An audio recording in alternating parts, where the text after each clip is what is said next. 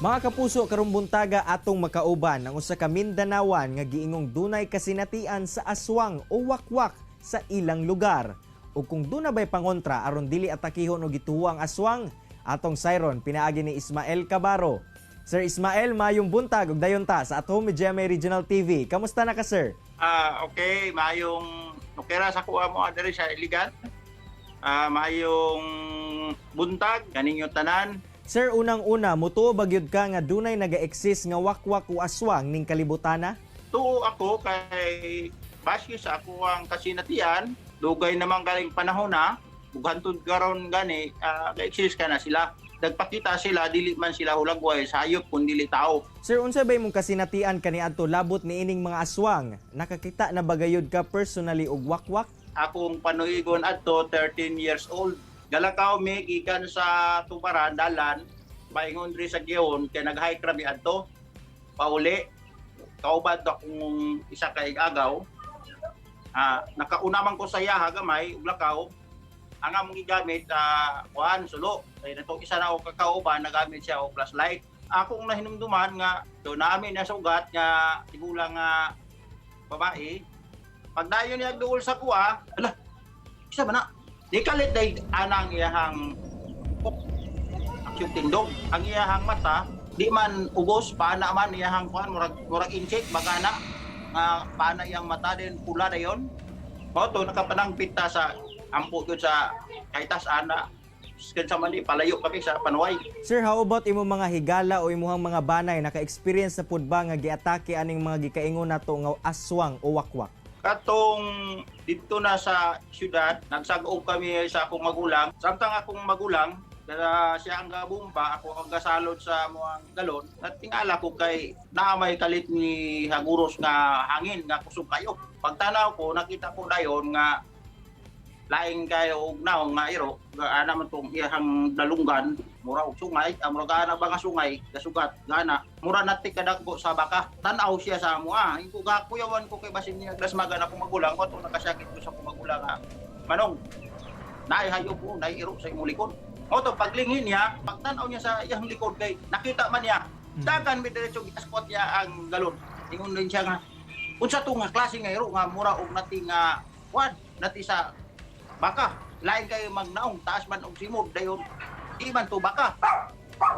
Kay kuwan man, lain man kayo. Sir, unsa pod ba imong ginahimo nga pangontra ni ining mga daotang espiritu? Number 1, pagsalig yun sa kahitasan, pagsalig sa naay labaw nga makagagahom sa Dios. Kining mga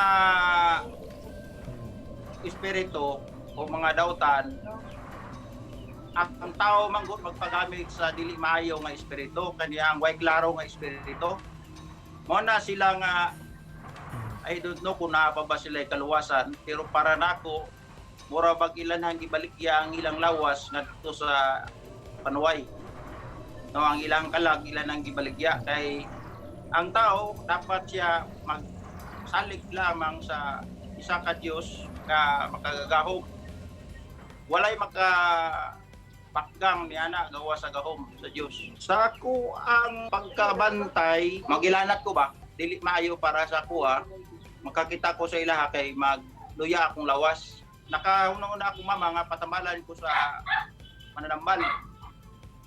Mao to nga gitambalan ko kay para di na ko nung kakita sa mga inana nga pananahon.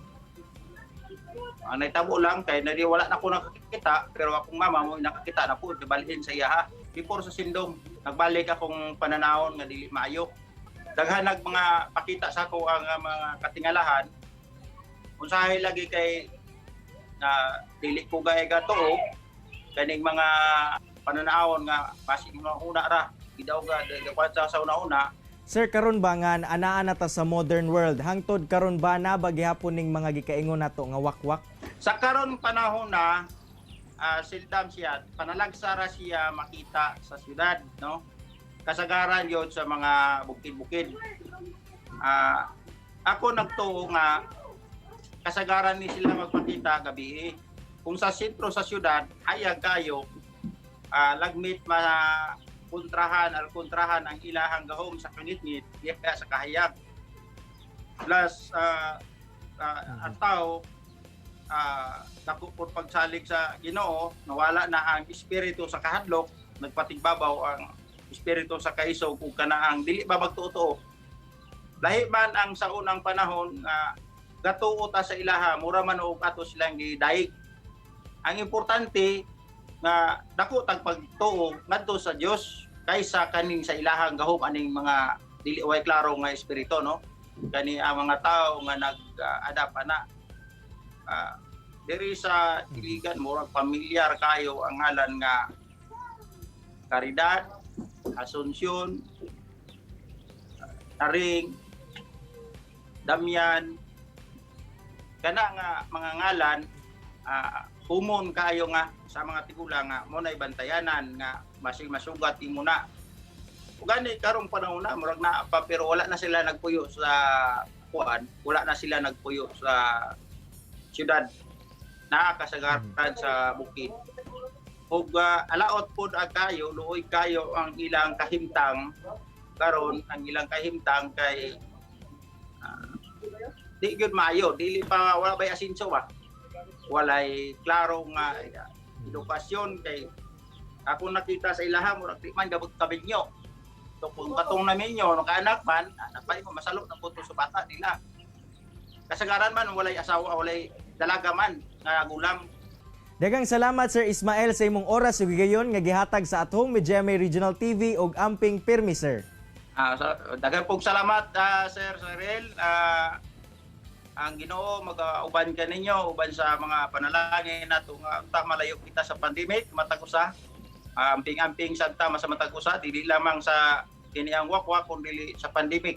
Kini ang At Home with GMA Regional TV.